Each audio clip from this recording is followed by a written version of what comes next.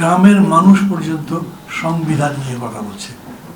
সোজা কথা নয়, কিন্তু সংবিধান বহু সময় পার্লামেন্ট মেম্বাররাও পড়ে না।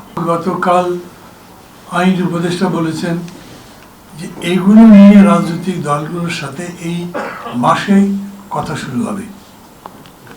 ওনারা বেশি দিন ক্ষমতায় থাকতে চান না, ওনারা যে খুব তাড়াতাড়ি ক্ষমতা ছেড়ে দিতে চান, ভোট দিতে চান, এই জন্যই যত তাড়াতাড়ি সম্ভব কথাবার্তা বলে সংস্কারটা করে তারা ছেড়ে দেবেন। তার জন্য দরকার লাগলে এমনকি রোজার মধ্যেও আলাপ আলোচনা চলবে। যেভাবেই বলেন, বাংলাদেশের রাজনীতি এখন এটার প্রতি ফোকাস থাকবে।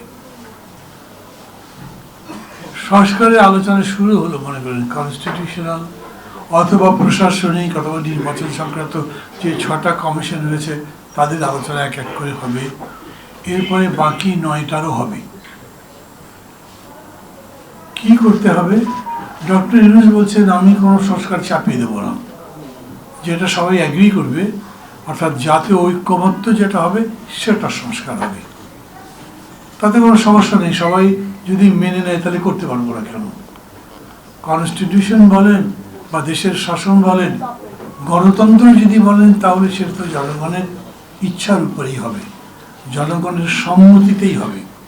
এবং জনগণ যদি সম্মতি দেয় যে এটা এটা এটা পরিবর্তন করা যায়, তাহলে করা যাবে। এখন আবার আমি আপনাদেরকে প্রশ্ন করছি, আপনারা নিজেরা ভেবেছেন এই পর্যন্ত কটা ব্যাপারে সবগুলো রাজনৈতিক দল অথবা অংশী যারা আছেন সিল্কোর সিল্ক অ্যান্ড শাইন, যাতে আছে আর্গান অয়েল ও ওট প্রোটিনের গুডনেস, যা আপনার চুলকে রাখে হেলদি অ্যান্ড শাইনিং, তারা একমত পোষণ করেছেন? একটা দুটো বলতে পারবেন, যেমন 2 টার্মের বেশি প্রধানমন্ত্রী হতে পারবে না।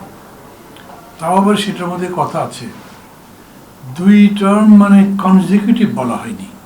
সবাই কনজিকিউটিভ মানে পরপর 2 বার হতে পারবেন না, কিন্তু একবার হবার পর একটা গ্যাপ দিয়ে আবার হতে পারবেন, আবার একটা গ্যাপ দিয়ে আবার হতে পারবেন। তো উনি যদি 20 বছর বাঁচেন, তো 5 বছর করে গ্যাপ দিলে 10 বছর বাকি থাকবে, আর 10 বছর তো হতে পারবেন। কনস্টিটিউশন এরকম একটা জিনিস, এটার মধ্যে অনেক ফাঁক ফোকর থাকতে পারে। আইন এরকম থাকে যে ওই আইনের ফাঁক দিয়েই অপরাধী বেরিয়ে যেতে পারে। অনেক চিন্তা ভাবনা করে সিদ্ধান্ত নিতে হবে। এটা প্রস্তাব করা হচ্ছে 4টা প্রদেশ হোক,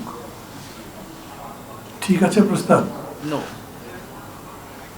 এই যে 2 জন মাথা নাড়লেন, একজন নো বললেন, কেউ কেউ চুপ করে আছেন, ভাবছেন। এইবার দেশে একটা বিশাল ব্যাপার ঘটেছে, গ্রামের মানুষ পর্যন্ত সংবিধান নিয়ে কথা বলছে। সোজা কথা নয়, কিন্তু সংবিধান বহু সময় পার্লামেন্ট মেম্বাররাও পড়ে না। যারা পার্লামেন্ট মেম্বার ছিল অতীতে জিজ্ঞেস করে দেখবেন, তারা সংবিধান সম্পর্কে আপনাকে খুব সন্তোষজনক ব্যাখ্যা দিতে পারবেন না।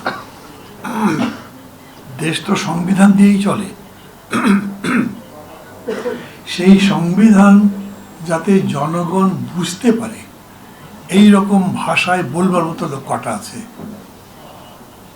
রাজনীতি মানে নিশ্চয়ই একটা আছে কোনো অন্যায়ের প্রতিবাদ করা, বলিষ্ঠতার সঙ্গে লড়াই করা, প্রয়োজনে জীবন দেওয়া।